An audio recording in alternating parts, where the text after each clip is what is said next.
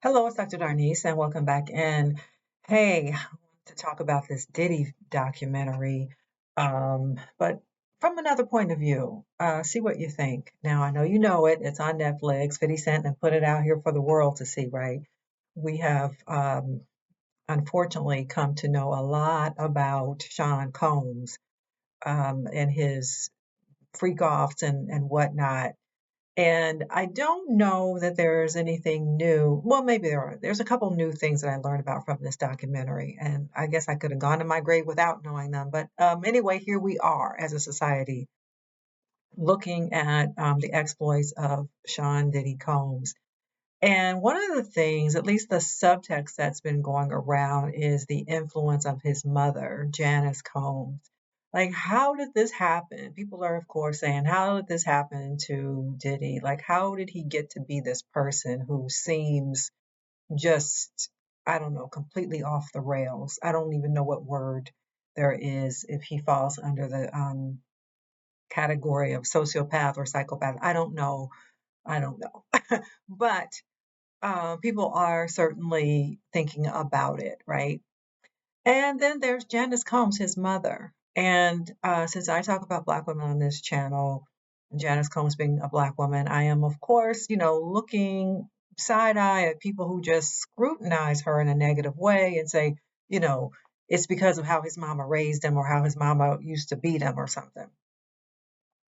Now, I don't know, but there is a picture being presented to us about how Janice Combs mothered him and the environment that she had in terms of their home, right? What was the home life like for the young Diddy growing up? And it seems like there was a lot of adult things happening around him. And probably he was exposed to a lot of adult things. It would certainly seem like he was exposed to a lot. His father had been, into life where he got taken out early. And so Janice Combs was a single mother who, on the surface, it looks like she did a good job. She was able to provide a home and private school, Catholic school education, send him off to Howard. So on one hand, it looks like, she did pretty well in raising a child, a son on her own. But then we see how this son has grown, the man he has grown to be. And we're like, something has gone wrong. Something has gone wrong. And so I resist the urge to just say, this is all his mama's fault. Like, that just can't be. That's way too simplistic. And there's no way we can just lay this at her feet. However, the mother is always blamed for things, right? For almost anything, the mother is blamed. And we live in a society that is racialized. And so when you have someone who of a black person and they have been caught up in the legal system, something, has gone horribly wrong, then people want to scrutinize, the community, the whole race, certainly their parents, and if it was a two-parent household or not.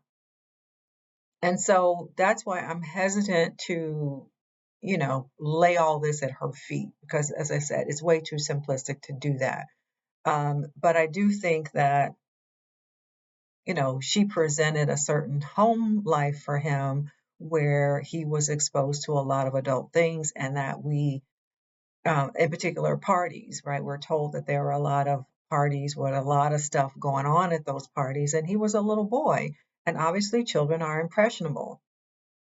And, children can also grow up to idolize their parents and to idolize the kind of life that they had. Even when we don't want to, like on an unconscious level, people tend to repeat the patterns that they picked up in childhood, that the things that were impressed upon them as a child, those things become our norm, even when they're not good, right? This is how people end up repeating the cycles, right? People call it generational curses.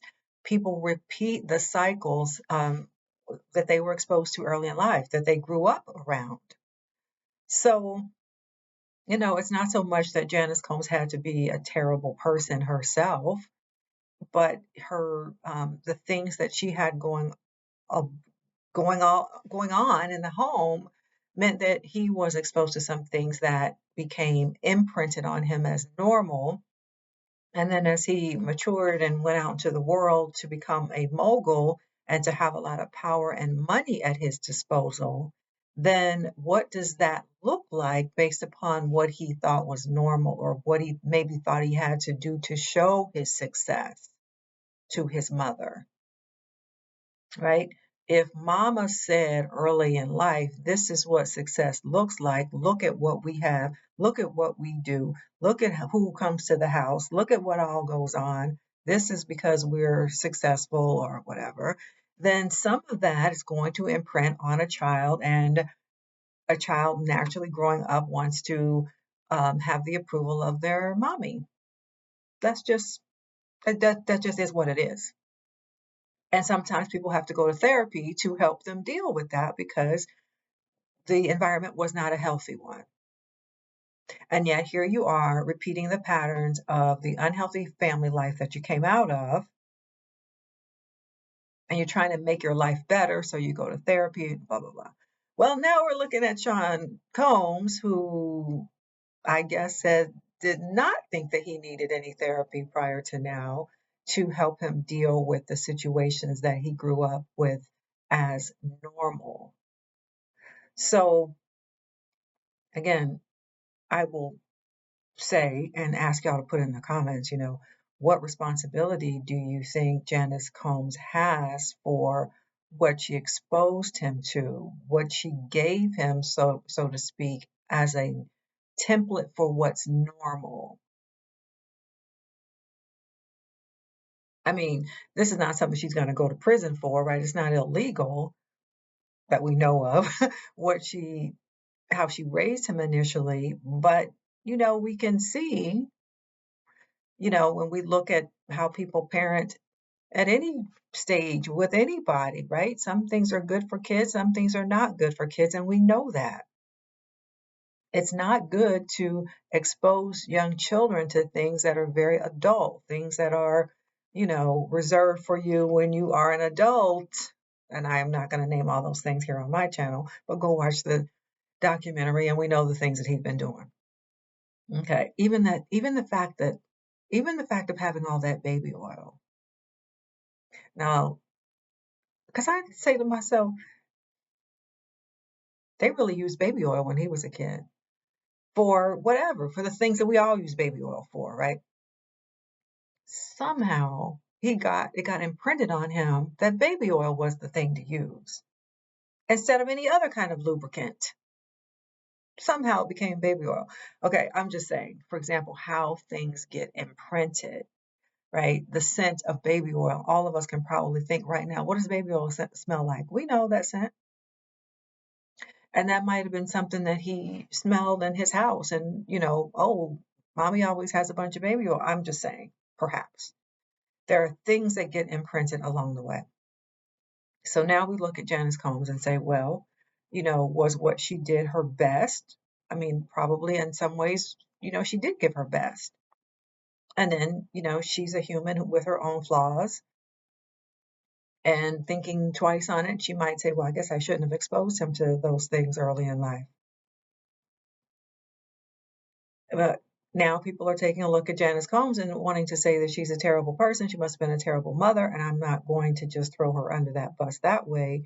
But I am going to say, like everybody, like every human, every parent, you're a mixed bag. We're flawed in various ways. And so this is a cautionary tale, right? If you still have young children around you, grandchildren, whatever you have around you, it's really important to think about what you expose them to, right? This is part of the reason that just exposing children to so much, you know, hmm, well, I'll say certain types of music that are not really meant for young ears, there's a cost to that. There's a cost when you expose children to things that are very negative or very hypersexual, that have to do with addictions, right? You're telling children this early on in life, and then in some ways you're like praising it in front of them or celebrating it in front of them. Of course, they're going to lean into that. So, what all is Puffy leaning into that his mama showed him? Well, maybe we can guess at some of that. But anyway, there's a lot of chatter now about Janice Combs, and I guess I'll just leave it with y'all to think about. To what extent do you think the way she raised him is showing up now? I mean, one of the things we learned in the documentary, if you didn't know it already, he put hands on her. He cussed her out, put his hands on his own mother.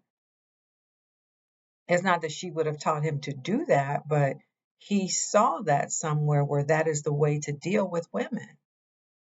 And he didn't make an exception when it comes to his own mother. So some things are out of balance in that relationship. Some things are out of bounds altogether in that early household. Taken all together, again, I'm sure Janice Combs did what she thought was best most of the time. And then you have the arena of the things that she did because that's just what she did. That's just how she got down. And her son saw that and he lived that. And it became a norm for him.